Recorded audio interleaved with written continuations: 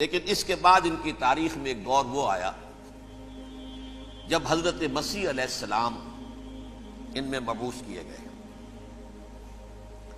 یہ 1400 سالہ تاریخ کا کلائمیکس ہے یہود کی۔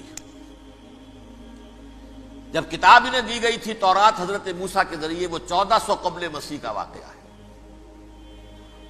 اس وقت سے لے کر اللہ کا وہ فضل ان پر ہوا کہ کوئی ایک لمحہ ایسا نہیں آیا 1400 برس میں کہ ان کے ہاں کوئی نہ کوئی نبی موجود نہیں۔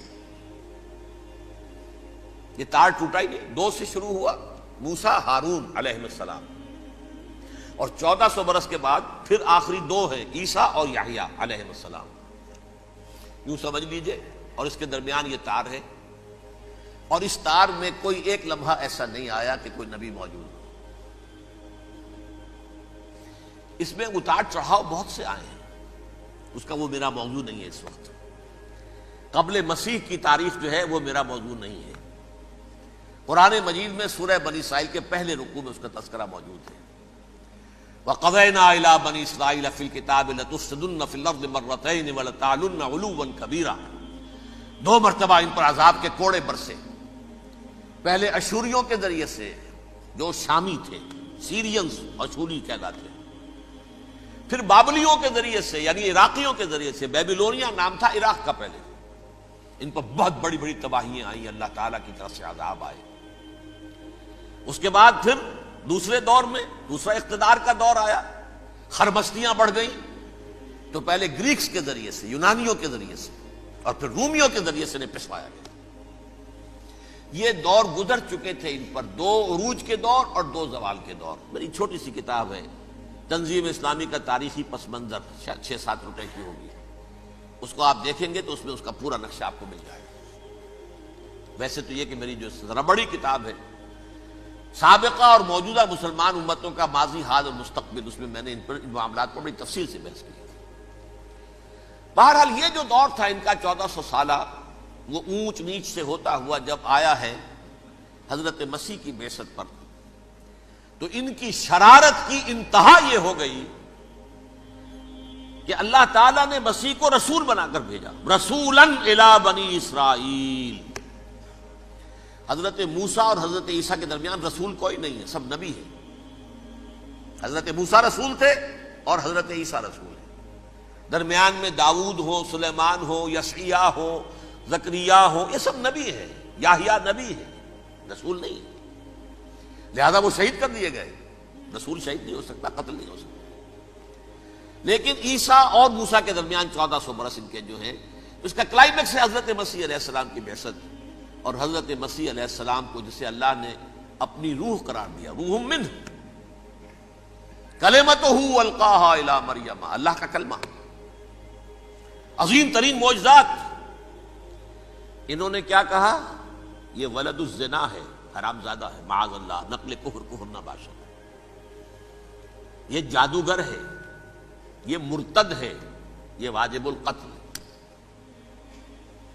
اصل حکومت اس وقت رومیوں کی تھی حکومت، لیکن انہوں نے انہیں آٹونومی دے رکھی تھی، اپنے مذہبی معاملات تم خود طے کر سکتے ہو۔ تو کائفاس جو اس وقت کا ان کا ہیڈ ربائی تھا سب سے بڑا، اس کی عدالت نے فیصلہ کیا مسیح کو سولی چڑھا دیا جائے۔ پائلیٹس پونٹس، اس کے پاس ان کی ازداش پہنچ گئی، یہ ہمارا مجرم ہے مذہبی، یہ مرتد ہے، یہ کافر ہے، یہ جادوگر ہے، یہ واجب القتل ہے، اسے قتل کرو، سولی چڑھا دو۔ خیر وہ لمبی بات ہو جائے گی، اس نے تو اپنے ہاتھ دھوئے کہ صاحب ہمارے پاس کوئی جرم نہیں ہے اس کے خلاف، تم کہتے ہو تو ٹھیک ہے، سولی چڑھا دیتے۔ یہ دوسری بات ہے کہ اللہ نے حضرت مسیح کو اٹھا لیا آسمان پر، ان کی جگہ وہ شخص سولی چڑھا جس نے غداری کر کے گرفتار کروایا تھا، جوڈاس اسکیریوٹ، اس کی شکل اللہ نے بدل دی حضرت مسیح کی سی، اور حضرت مسیح کو فرشتے اٹھا کے اوپر لے گئے، وہ زندہ آسمان پر اٹھا لیے گئے۔ اور یہ ساری تفاصیل نہ قرآن میں ہے نہ حدیث میں ہے، یہ انجیل میں ہے، لیکن انجیل کون سی؟ برنباس کی انجیل، gospel of the Lord according to saint Barnabas. یہ حواریین مسیح میں سے تھے، لیکن عیسائی ان کو تسلیم نہیں کرتے، ان کی بائبل کو صحیح نہیں مانتے، کینونیکل نہیں مانتے۔ 100 انجیلیں تھیں، 104 تھیں، جن میں سے 4 چنی ہیں انہوں نے، یہ متی اور جان اور مرقس مارکس، یہ ہے تو یہ 4 انجیلیں ہیں، انہوں نے تسلیم کی کہ یہ کینونیکلز ہیں، یہ تو ہیں حقیقی، باقی جو ہیں 100 اس کو وہ تسلیم نہیں کرتے۔ ان میں سے ایک ہے یہ برنباس، اس میں یہ تفصیل ہے کہ اللہ تعالیٰ نے اس شخص کی، جیوڈاس کی، جیوڈاس اس کو انگریزی میں کہتے ہیں، اس کی شکل بدل دی حضرت مسیح کی سی، وہ گرفتار ہوا، وہ سولی چڑھا۔ وہ غدار تھا، غداری کی سزا اسے ملنی تھی، وہ مل گئی۔ حضرت مسیح کو فرشتے 4 اٹھ رہے ہیں، جس کوٹھڑی میں حضرت مسیح مقیم تھے، ایک باغ کے اندر روپوش تھے، اس کی چھت پھٹی ہے، 4 فرشتے آئے ہیں، حضرت مسیح کو اٹھا کر لے گئے ہیں، چھت برابر ہو گئی ہے، اس کے بعد وہ شخص پکڑا گیا۔ بہرحال حضرت مسیح کو اللہ نے اٹھا لیا آسمان۔ لیکن وہ دن ہے کہ اس قوم کو اب مغضوب علیہم قرار دے دیا۔ نوٹ کر دیجئے، اصل میں تو ہونا یہ چاہیے تھا کہ رسول کی جان کے در پہ جب کوئی امت ہو جاتی تھی تو اللہ کا قاعدہ یہ تھا کہ اس امت کو نسیہ منسیہ کر دیا جائے۔ حضرت نوح کی قوم کو ختم کیا یا نہیں؟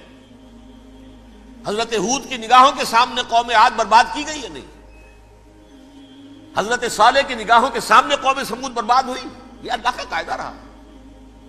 سدوم اور عمورہ کی بستیاں حضرت لوط علیہ السلام جہاں بھیجے گئے، مدین کا علاقہ جہاں حضرت شعیب بھیجے گئے، آل فرعون جن کی طرف موسیٰ کو بھیجا گیا، سب ہلاک کر دیے گئے۔ کیونکہ رسولوں کے بارے میں اللہ کا، نبیوں کے بارے میں یہ بات نہیں ہے۔ نبی آیا، اس نے دعوت دی، جس نے مان لیا اچھا کیا، اپنے لیے اچھا کیا، نہیں مانا اس کی اپنی جو ہے عاقبت برباد ہو گئی۔ دنیا میں کوئی فیصلہ اس کا نہیں ہوتا، لیکن رسولوں کا معاملہ یہ ہوتا ہے کہ دنیا میں وہ اللہ کی عدالت بن کر آتے ہیں، مانو گے تو بچو گے، نہیں مانو گے ہلاک ہو جاؤ۔ تو اس اعتبار سے وہ مستحق تو ہو چکے تھے اس کے کہ انہیں ہلاک کر دیا جائے۔ اب اللہ کی کوئی خصوصی مشیت ہے، اس میں کیا حکمت ہے؟ وہ ہے ایک حکمت، میں بعد میں اگر وقت ہوا تو بتاؤں گا۔ فیصلہ یہ کیا اللہ نے کہ حضرت مسیح کو تو اٹھا لیا زندہ، اور ان کی رسی ابھی مزید دراز کر دی، کہ ان کو ابھی مہلت دے دی کہ تمہیں آخری استیصال، جس کو عذاب اکبر کہتا ہے قرآن، سورہ سجدہ جو حضور ہر جمعے کی پہلی رکعت میں فجر میں پڑھتے تھے، وَلَنُذِيقَنَّهُم مِّنَ الْعَذَابِ الْأَدْنَىٰ دُونَ الْعَذَابِ الْأَكْبَرِ لَعَلَّهُمْ يَرْجِعُونَ۔ چھوٹے چھوٹے عذاب اور ایک بڑا عذاب، جبکہ قوم بالکل برباد، نسیم منسیہ، کأن لم یغنوا فیہا، ایسے ہو جائیں جیسے کوئی تھے ہی نہیں آبادیاں، لا یرا الا مساکنہم، اب ان کے مسکن نظر آتے ہیں، مکین نظر نہیں آتے۔ یہ عذاب اکبر جو ہے وہ ان پر نہیں آیا، حالانکہ وہ مستحق ہو گئے تھے اسی وقت۔ اس کو یوں سمجھیے کہ کسی شخص کو پھانسی کا حکم تو ہو جائے، ایگزیکیوشن نہیں ہوتا ہے، کئی سال گزر جاتے ہیں پڑے ہوئے، اور معاملات جو ہیں وہ چلتے رہتے ہیں۔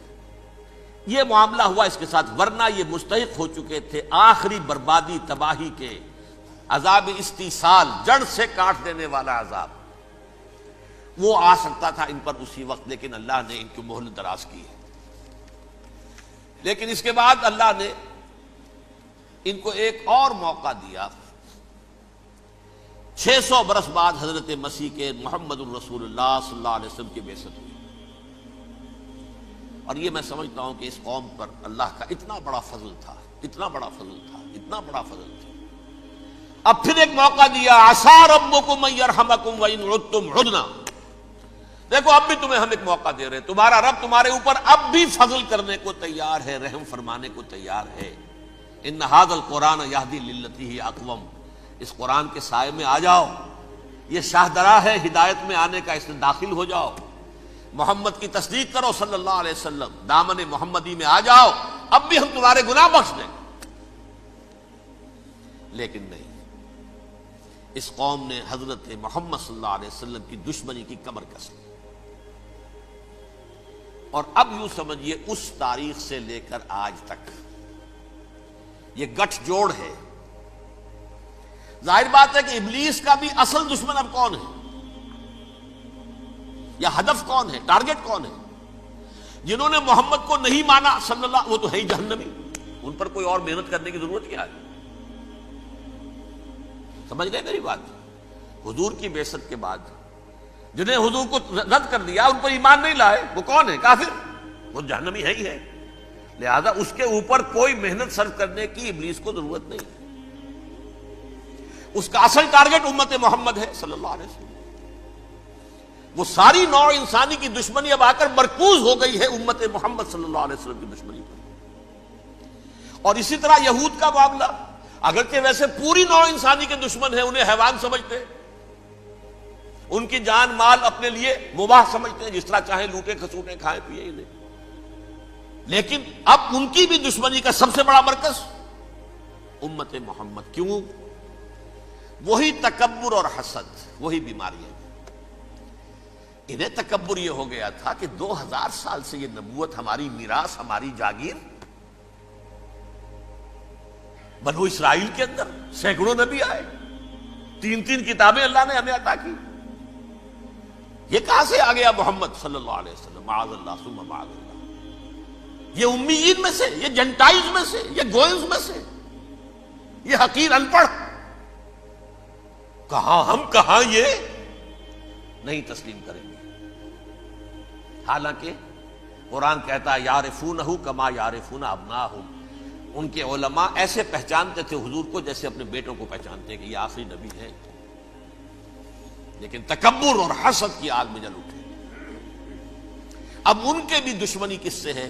محمد اور امت محمد صلی اللہ علیہ وسلم۔ یہ گٹھ جوڑ ہے۔ اب دیکھیے، یہ ہے میری گفتگو کا اب تک کی گفتگو کا حاصل، یہ گٹھ جوڑ،